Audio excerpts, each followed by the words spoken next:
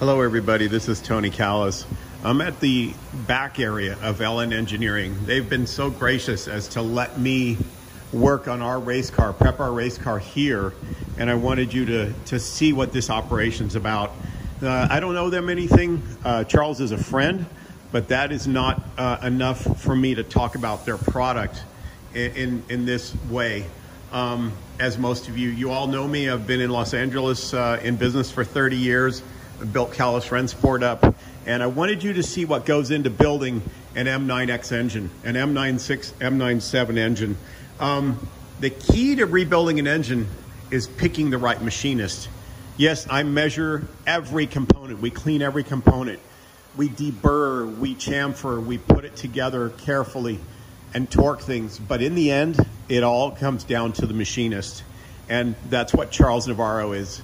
And I got to tell you, yes, I use a few people in this world. There's Wally does a lot of our work, and Walt Watson at competition, and Charles Navarro is one of them.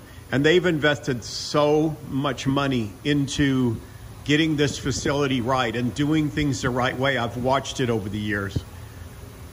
So I'm going to start back in the back. They get an engine block. I call these a block like this. And they immediately clean it up, because most of the time they come in really grimy and greasy, like you would expect most engine parts. You want to pull your sleeves out, your dowel pins and whatnot, and then they're going to wash it here. Then they're going to put it into this aqua blaster. This machine took them a long time to get the recipe right. It's sand and water, and it does a great job. You have to know what you're doing. You don't want to hit one spot too long. And so the first thing they do, other than cleaning it, is they put it through this blaster, and it looks brand new. Then they hot tank it in this hot aqueous solution. And then after that, they rinse it off again. So far, there's hours involved in an engine without even really anything critical being done. There's our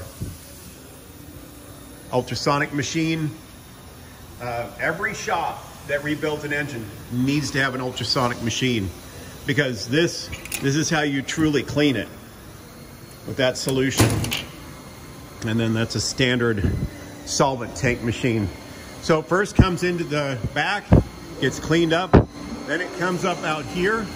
And this is where, this isn't just a machine shop that gets your engine ready for your mechanic to put it back together. Most people think their mechanic does all of this. That's not what happens. The machinist is who really does the critical part of the engine rebuild. Well, LN takes it a step further. What they do is they build all of the parts, including the pistons and cylinders. They build the cylinders, they coat them with Nicosil coating. They call it Nickies. This is where the solutions are made. I honestly, I won't put a bearing back in an IMS on an M9X.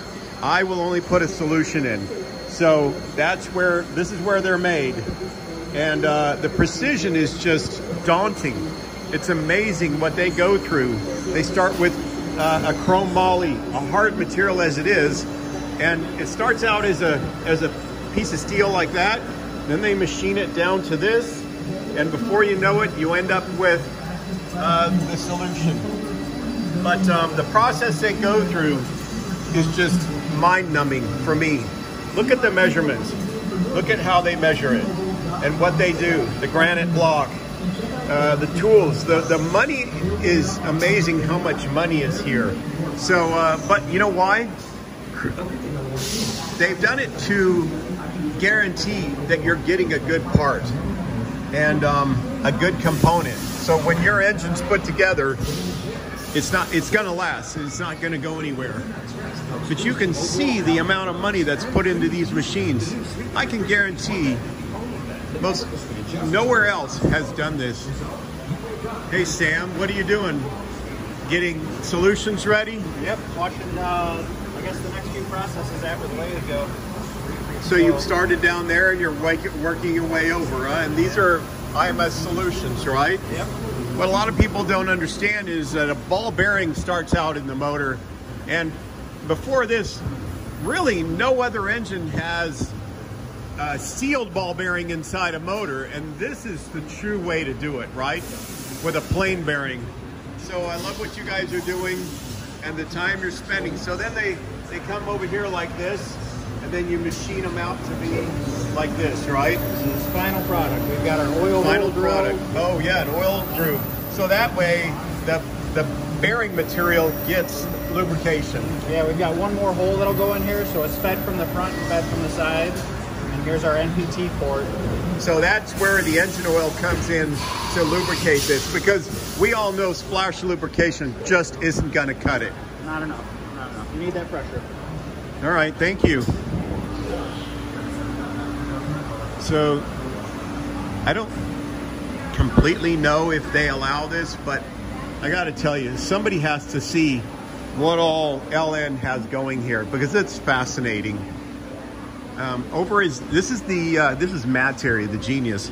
They have their engine block machining area where they put this block in, and this machine, through this keypad and computer, will machine out these sleeves. You know, a lot of companies put in steel sleeves. I've been in the Porsche industry my whole life. We started racing in 1970, and this is what goes in there. But I've been around a lot of companies, and I have seen a lot of failures, and I've seen a lot of things that do work, but they don't last. Honestly, you want to put an alloy sleeve in, just like this, because a steel sleeve, in my opinion, this is just my honest opinion, a steel sleeve has a tendency to grow at a different rate. We all know that steel grows at a different rate that aluminum does, or an alloy. So that's the whole purpose of putting in an alloy sleeve. Very, very cool. So the shipping, once things come in, they end up going over here with Trevor. Hi, Trevor. Oh, and I'm not sure how much of this we can show, but these are engines that are about to, looks like they're about to go out. They're just about finished. And they've got a very huge operation here. And you can see the Nickies for air-cooled motors. Nicka seal coated. And then back here is their shipping area, where things usually arrive. You can see the steel and aluminum that they collect. Engines are everywhere. Look at this seal. Can't even imagine trying to ship that and pick it up. But and the aluminum. So I wanted you to get an idea of what I've been watching go on here in the last couple of weeks, and really just the goal of accuracy and how clean and the perfection that Charles wants to see things. So all right, well, back to my 2020 race car project. We're going to be over in Elkhart Lake Road, America here pretty soon. And thank you guys all for watching. See ya.